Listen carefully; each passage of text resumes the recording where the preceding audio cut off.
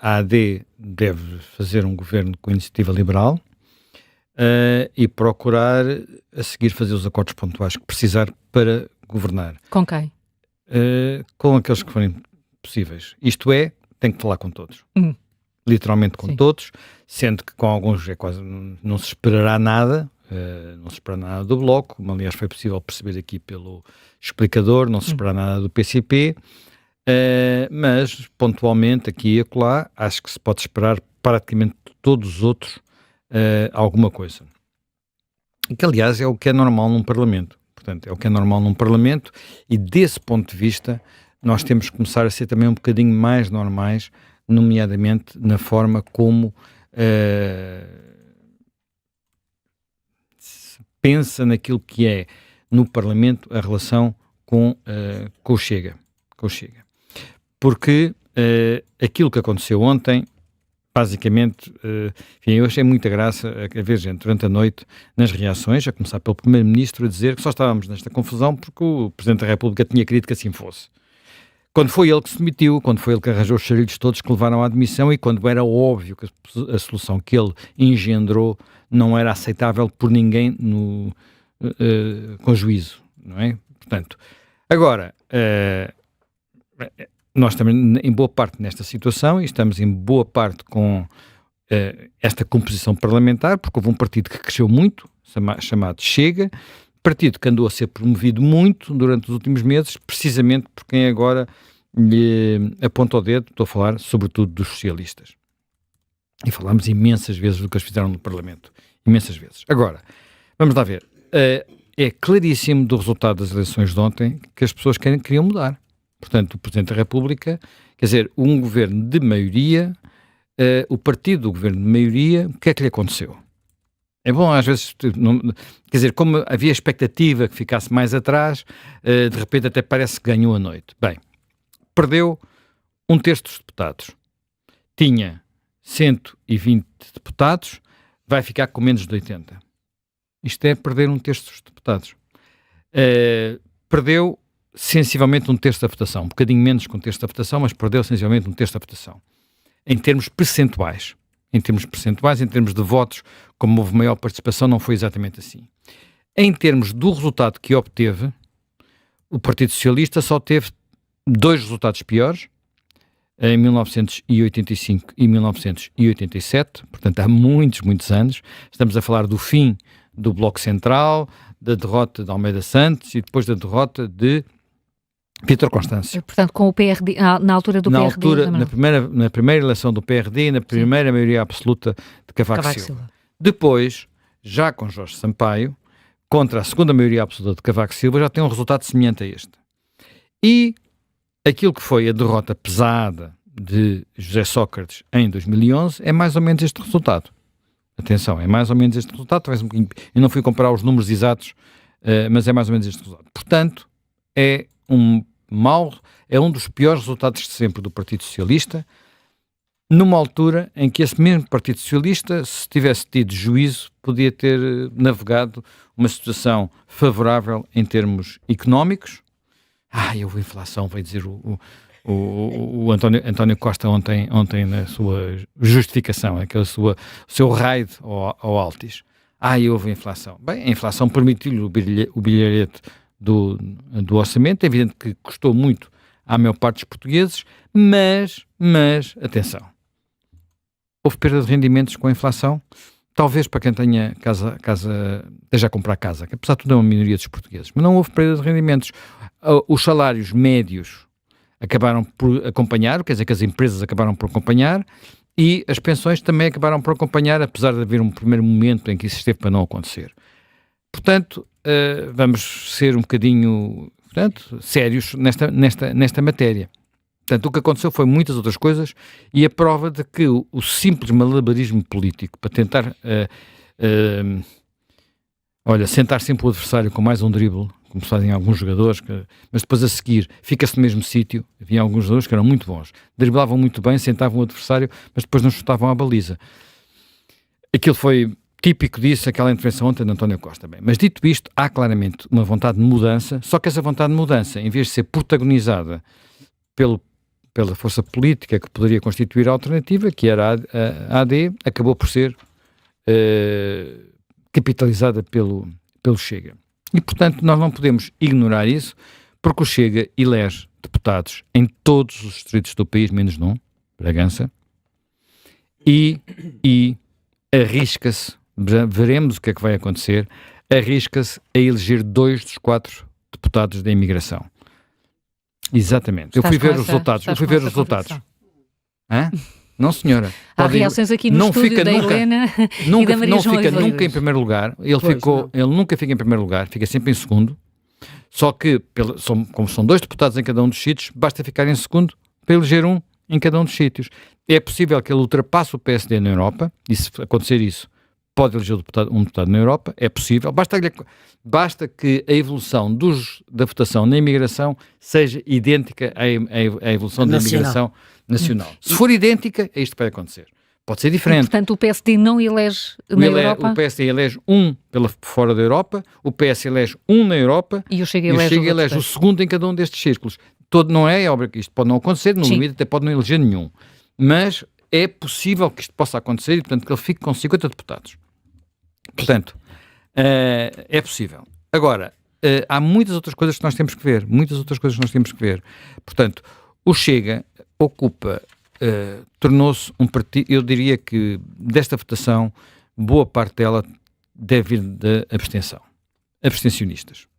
Nós já tínhamos visto nos estudos pré-eleitorais que o Chega era o partido que mais conseguia recuperar abstencionistas. Muito provavelmente foi isso que aconteceu. Porque a abstenção foi muito baixa para aquilo que estávamos habituados. Desceu muito significativamente. Estamos a falar de um resultado para a abstenção muito bom. Eu acho que em boa parte ficamos a dever isso ao Chega, mais do que qualquer um dos outros partidos. Muitos eleitores que não tinham desistido de votar porque não acreditavam em nada, foram lá por muitas razões que não é, em alguns casos eu não creio que fosse só o protesto. É muito simples. É mudar de outra maneira. É mudar de outra maneira, é fazer isto de maneira diferente. E quando nós olhamos depois mais em detalhe para a votação, há coisas que são precisas ter muito, muito claras. O Chega é o principal partido de direita a sul do Tejo. É o segundo partido em Setúbal, segundo partido em Évora, segundo partido em Beja, segundo partido em Porto Alegre, primeiro partido no Algarve. O Chega ganha ou concelhos ou freguesias muito, muito significativas. No Algarve ganha várias, pronto, como é natural, não é? E a famosa freguesia de Buliqueime. Dizes que é natural que o Chega ganhe no Algarve? Porque ficou em primeiro lugar no Algarve. Mas já voltamos ao Algarve novamente. Mas ia perguntar qual era a razão para o Chega. Ganha muitas freguesias e alguns concelhos noutras regiões do país. Elvas, por exemplo, também ganhou Elvas. A pergunta é o que é que se passou em Bragança, então. Sim. O Chega, o pior distrito Chega, sabem qual foi? Qual foi? Distrito do Porto. Mas é o pior distrito do Chega. Eu não estou a dizer mas em termos percentuais. Mas tem sido sempre um distrito onde o Chega tem menos capacidade de entrar. É um distrito onde aparentemente há mais resistência e de resto nos distritos Braga, Viana, Aveiro, a percentagem do Chega fica abaixo da média nacional. Não em Bragança, mas em Bragança, apesar de tudo, o PSD e o PS estavam muito à frente e, portanto, e há poucos deputados e o Chega não conseguiu eleger. Pequena nota já, portanto, isto é muito, temos que olhar para isto com muita atenção. O Chega, em várias freguesias da zona de Lisboa, é também o segundo partido, em várias freguesias da zona de Lisboa, suburbanas, as mais pobres. Isso acontece no distrito de Odivelas, salvo erro, ou Loures, não sei se é Loures ou Odivelas, e sobretudo no concelho de Sintra, concelho de Odivelas, concelho de Loures, no concelho de Sintra, claramente, isso acontece em várias freguesias do concelho de Sintra. Portanto, e como disse, depois vendo melhor, há freguesias que ganham. No concelho de Azambuja o Chega ganha uma freguesia. Ota, onde era para ser o aeroporto. Portanto, isto tem que ser visto com cuidado, tem que se perceber exatamente o que é que aconteceu, porque isto seguramente muitos eleitores diferentes, percebe-se até pela presença do voto no Alentejo, onde o PCP quase desaparece. O PCP não tem... Portanto, eles roubam, no Sul, roubam à esquerda, roubam à esquerda, e o Norte foi mais resistente. O Norte foi mais resistente. A direita resistiu melhor no Norte. Portanto, não há... Mas sempre isto tem que se ler assim, porque o Chega não é um subproduto, não cresce à conta da direita. É evidente que também cresce, o PSD perde votos, porque o resultado que tem é um resultado mau, porque há votos que seguramente iriam para o AD que vão para o Chega, não é e outros para o ADN. Pronto, e já vou ao ADN, porque o ADN também tem umas coisas a dizer sobre o ADN. Portanto, e isto não deve ser ignorado. O que implica não colocar, na minha perspectiva, todos estes deputados, todos estes eleitores, numa espécie de inferno onde não se pode tocar, não é? Uma espécie de sítio onde não se pode falar. O discurso aqui do Pedro Pinto hoje de manhã no explicador, na minha perspectiva, é intolerável. No sentido, ou nos dão ministérios, ou a culpa é deles, o governo vai abaixo. Eu acho que esse tipo de discurso, no limite, até os próprios eleitores do Chega não é o que querem. Mas achas que pode ser mantido por André Ventura?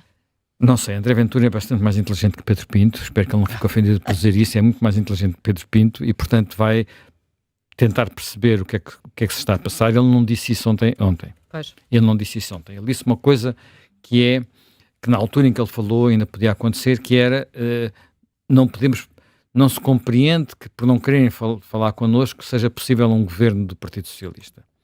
E isso já se percebeu que não vai acontecer, porque Pedro Nuno Santos teve a claridade de pensamento que, por exemplo, não tem um livro. O livro está com um discurso inacreditável. Quer dizer, achar que num Parlamento onde há 50 deputados do Chega, esses deputados não existem e que, portanto, o que conta é somar a AD com IL e comparar com o PR, é viver numa ficção, não é? E desse ponto de vista é muito claro a explicação que Pedro Nuno Santos deu, que disse o quê? Quer que eu vá? Eu posso até ter mais deputados nessa comparação, mas depois chego ao Parlamento e quem é que me aprova as coisas? Tenho uma maioria de direita daquele tamanho, é óbvio, não é? Portanto, aqui estamos a falar de políticas, não apenas de táticas e manobras. Portanto, isso é muito, muito, muito interessante. Deixa-me dar mais meia dúzia de notas ainda sobre os resultados. Primeiro, se não tivesse havido o equívoco do ADN, e houve, quer dizer, o resultado do ADN não se justifica apenas pelo voto evangélico. Eu ainda andei que tivesse ilusão eu posso só fazer posso fazer um ponto de ordem. Relevante. Eu acho absolutamente insultuoso, xenófobo, racista e todos os epítetos que quiserem falarem do voto evangélico. Realmente o voto evangélico existe. Mas então vamos passar a falar do voto muçulmano, porque ninguém tinha coragem em Portugal para falar desse modo do voto muçulmano. Acho que é uma forma... Helena, atenção, não tem o mesmo peso. Não, quer dizer, é assim, quando se fazem campanhas nas igrejas, eu tenho que falar desse voto. Claro que sim. Quer dizer, eles fizeram campanha nas igrejas. Sim. Que eu saiba, nas mesquitas não mandaram votar ninguém ainda. Mas é assim. Não votam. Alguns votam. Há muito poucos. Mas agora, muito poucos. É assim, o que eu acho é que nós, na verdade, temos uma duplicidade de linguagem. E a forma como se diz o voto evangélico, metendo todos os evangélicos no mesmo saco, é uma uniformização. Ou seja, falamos do voto evangélico sem nenhumas pinças que usamos para as outras coisas. Sim, mas vamos lá, nós falamos muitas vezes do voto católico. Falámos muito tempo do voto católico, agora não se fala porque de facto já não existe completamente. Pois. Mas houve uma altura em que se falava e havia razões para falar dele. Então quando o André Ventura via falar do voto muçulmano, ficamos calados. Oh Helena, se houver campanhas nas mesquitas, não ficamos calados. Se não houver campanhas nas mesquitas, ficamos calados. Porque é que deixámos de falar do voto católico? Porque deixaram de existir católicos? Não, porque deixaram de haver recomendações de voto nas igrejas. Estou só a pensar em França, é que de facto não se pode falar do voto muçulmano. Mas isto não é França, é Portugal. Então, isto não é França, é Portugal e o voto muçulmano não tem cá o peso que tem em França. Eu sei. Portanto, estamos a falar de países diferentes. Eu sei, felizmente. Países diferentes. E, ao contrário, sim, felizmente, não tem o peso. E de facto há as igrejas evangélicas têm-se comportado de uma forma diferente do que se comportam as outras igrejas. E nós também não podemos fingir que isso não existe. Não. Fingir que isso não existe. Eu só queria chamar a atenção para os erros que têm sido cometidos em relação... Ou seja, como nós, na verdade, vivemos numa duplicidade de linguagem e que explica, se calhar, muitas das coisas que têm a ver outras com coisas, aquilo... explica outras coisas. Eu não vivo em duplicidade de linguagem nesse aspecto. Pronto. Portanto, voltando ao ponto, eu ainda pensei que fosse isto, depois vendo com mais detalhe o que aconteceu de facto, onde é que houve mais votos no ADN e menos votos, variações, percebeu-se que não. É mesmo aquilo que aconteceu daqueles 100 e não sei quantos mil votos, muitos, a maior parte, a esmagadora maioria, 90%, são votos enganados. Até porque não havia intenção de voto no ADN. Sim, não havia. Não havia sondagens em que aparecia, residual. Sondagens em que aparecia quando se usava o boletim de voto. O ponto é que não tenha sido acautelado, não é quantos foram, não foi acautelado. O ponto é que os deputados não foram eleitos por causa disso. Por causa do ADN, a AD perdeu 3 deputados. Perdeu em Viseu, perdeu em Coimbra, perdeu em Lisboa. Não estou a dizer. Sim. Perdeu. E 3 deputados. Sim, já foram feitas as contas. Portanto, estou a falar com... Eu apercebi-me logo de Viseu, foi a primeira vez que me apercebi, acho que ainda ontem à noite aqui na rádio falei de Viseu, e depois houve mais contas que, entanto, têm vindo a ser feitas, e são 3 deputados. 2 para o Chega e 1 para o PS. Ou 2 para o PS e 1 para o Chega. Portanto, em Viseu para o Chega, em Coimbra e em Lisboa para o PS. E já agora, de uma forma genérica, a Iniciativa Liberal não prejudica em termos de contas de deputados a AD, mas há distritos em que prejudica. Se a Iniciativa Liberal não tivesse concorrido, por exemplo, sozinha em Porto Alegre, onde, como eu aqui defendi em programas anteriores, que achava que a Iniciativa Liberal tinha um papel a desempenhar e, portanto, poderia não concorrer a alguns distritos para não dividir o voto. Se não tivesse concorrido em Porto Alegre, provavelmente em Porto Alegre, apesar de tudo, a AD tinha conseguido ficar em segundo lugar e, portanto, elegeu o deputado que elegeu o Chega, porque a AD não elege em Porto Alegre. Só há 2 deputados para eleger. Portanto, estas contas ainda temos que fazê-las todas com mais cuidado. Já é a segunda vez que a Iniciativa Liberal, o parceiro preferencial da AD, do PSD, acaba a subverter as contas. Vimos isso em Lisboa. Atenção. Em Lisboa não subverteu contas nenhumas. Em Lisboa podia ter subvertido, mas não subverteu. Achas que não? Na eleição para a Câmara? Sim. O Carlos Moedas ganhou. Está bem. Mas poderia ser diferente, não é? Poderia ter sido ao contrário, mas não foi. Quer dizer, o quanto é o que foi, não é? Sim, mas poderia ter outra votação. Não mudava muito. Não tinha maioria, no Executivo Municipal na mesma. Agora, que desse ponto de vista o CDS foi pior nas últimas eleições, porque aí não foram 2 ou 3 deputados, foram 5. Mas não foi por culpa do CDS, foi o PSD que não quis. Está bem? Quer dizer... Exatamente, foi o Rio que não quis. Verdade, foi o Rio que assinou não só a maioria absoluta do PS, como o desaparecimento do CDS. Para todos os efeitos aconteceu, não é? Aconteceu. Pronto, a gente está a falar do que aconteceu, portanto há aqui opções variadas. Mas é que isso engendra o futuro e vai ensinando futuros, tornou as coisas mais difíceis. Não se pode também passar com o cão por vinha vindimada, é o passado, mas explica o presente. Portanto, evidente, está bem, e nós agora vamos partir para o que vem a seguir, não é? E para o que vem a seguir, eu diria... É a primeira volta? Não, acho que é a primeira volta. Não sei se é a primeira volta. Não pode deixar de ser. Não sei se é a primeira volta, porque vamos lá ver. Vamos voltar aos cenários, não é? Vamos voltar aos cenários. O que seria normal acontecer agora era haver, se o resultado tivesse sido um bocadinho diferente daquele que foi, se tivesse havido mais folga da parte da AD, porque há uma coisa aqui que é preciso ter em conta, e eu acho que esse aspecto é muito relevante e tem sido pouco sublinhado. O cenário em que se trabalhou muito durante estes meses foi que um governo de Luís Monterroso, eu tenho a mania de dizer Monterroso, passo a vida a falar de Monterroso é o Zé. Não, Monterroso era o Presidente da Câmara da Nazaré. Não, é o Zé Monterroso. Era um socialista que foi Presidente da Câmara da Nazaré e depois até foi preso. Um agente cultural, sim. Diretor de museus. Pronto.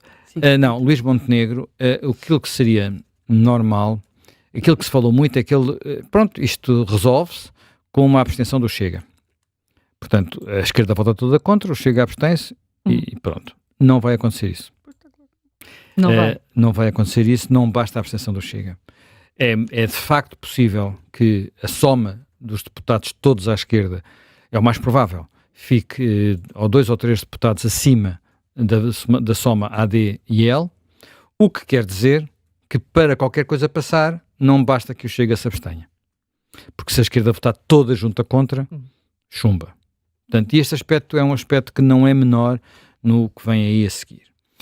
Porquê? Porque uma das coisas que poderia acontecer nos próximos tempos e que já percebi até pelo discurso aqui hoje de manhã de Miranda Sarmento não vai acontecer é um orçamento retificativo. Não sei se foi muito claro sobre isso do Luís Montenegro durante a campanha, no sentido de dizer que não gostava do orçamento que tinha sido aprovado e que, portanto, se ganhasse as eleições faria outro orçamento. Bem, se eu disse, eu não me recordo se ele chegou a dizer alguma vez claramente, mas se eu disse não vai poder fazê-lo, porque isso cria uma situação, de facto, difícil para os partidos, para todos os partidos, e era muito difícil que algum partido, para aquilo que Montenegro gostaria de poder fazer num orçamento retificativo, que é designadamente baixar alguns impostos, é muito difícil que algum partido à esquerda fizesse pandan com ele, e, portanto, ficaria dependente de um voto favorável do Chega. Portanto, temos aqui uma situação que é talvez a situação mais difícil. O que quer dizer que os momentos críticos, em princípio, serão os orçamentos. O orçamento de outubro, o orçamento de 2025, que se vota em outubro de 2024, e o orçamento de 2026, que se vota em outubro de 2025. Então, por isso é que eu falo numa primeira volta. Só que deitar abaixo o governo já em outubro é um risco para as oposições que o façam, porque de facto as pessoas não gostam muito de andar sempre a derrubar governos. É evidente que isto, até lá muita água vai passar debaixo das pontes, entre outras coisas, aspecto muito importante. Há umas eleições europeias, cujos resultados vão ser lidos com muita atenção. Pronto, vamos a umas eleições europeias pelo meio, portanto vai ser umas eleições que não são de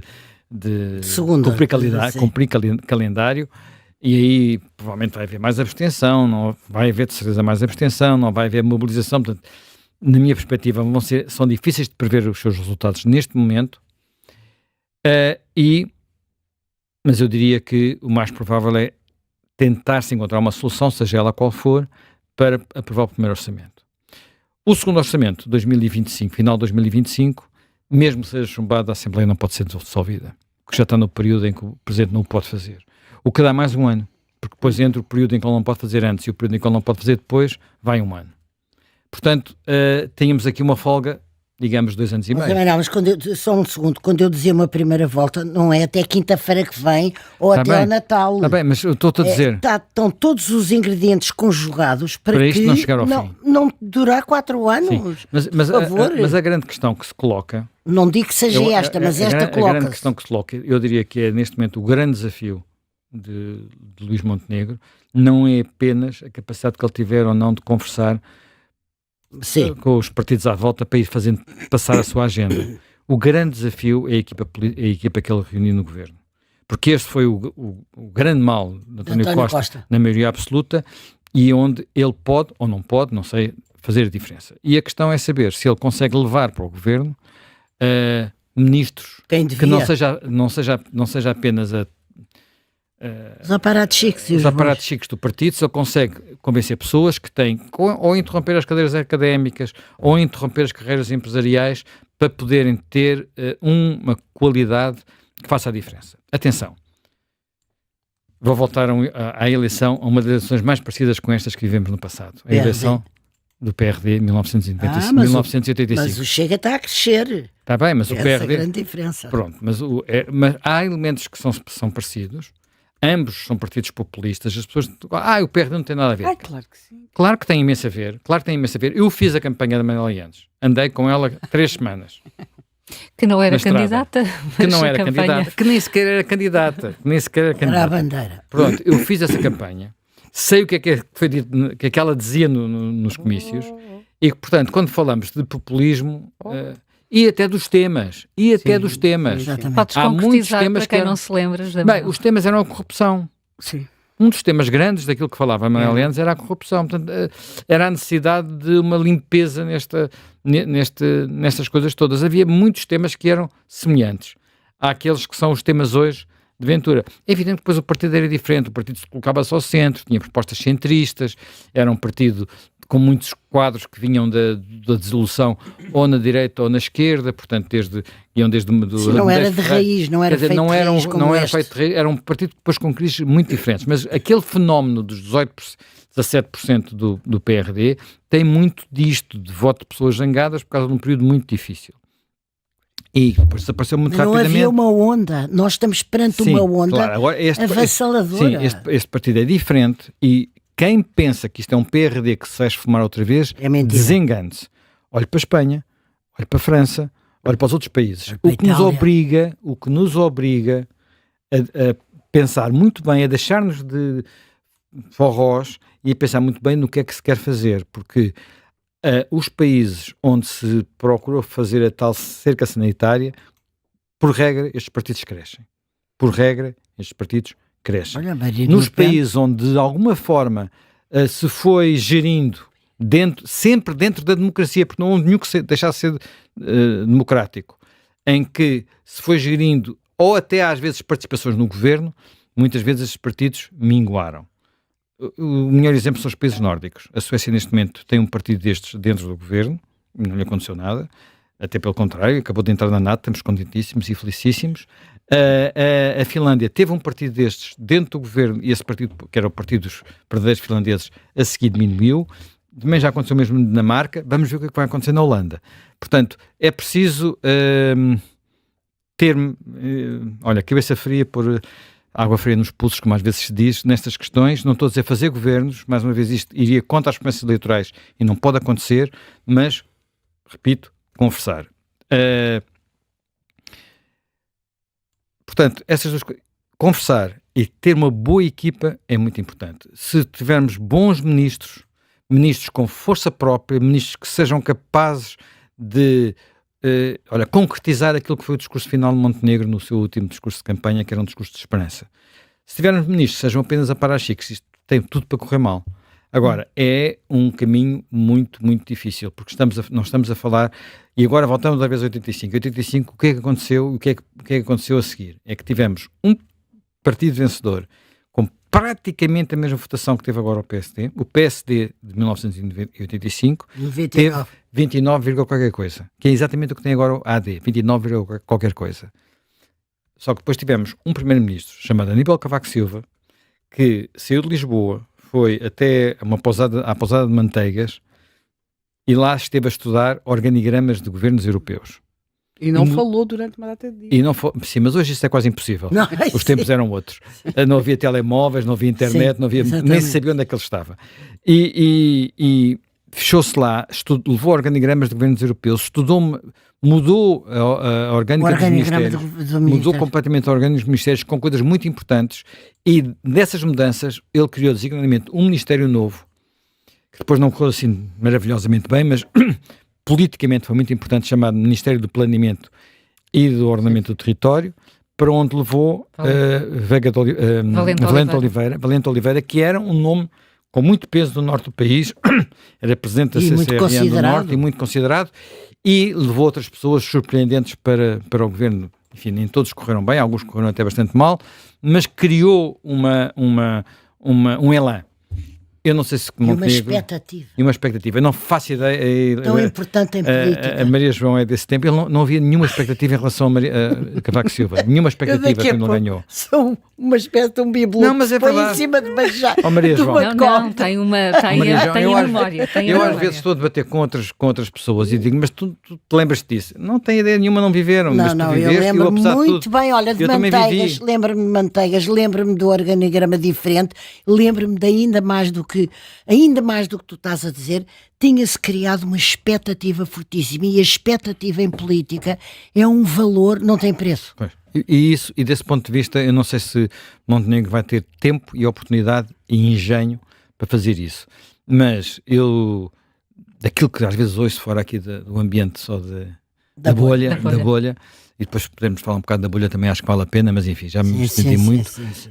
Fora da bolha é que as pessoas estão muito preocupadas com quem possa ser o próximo governo.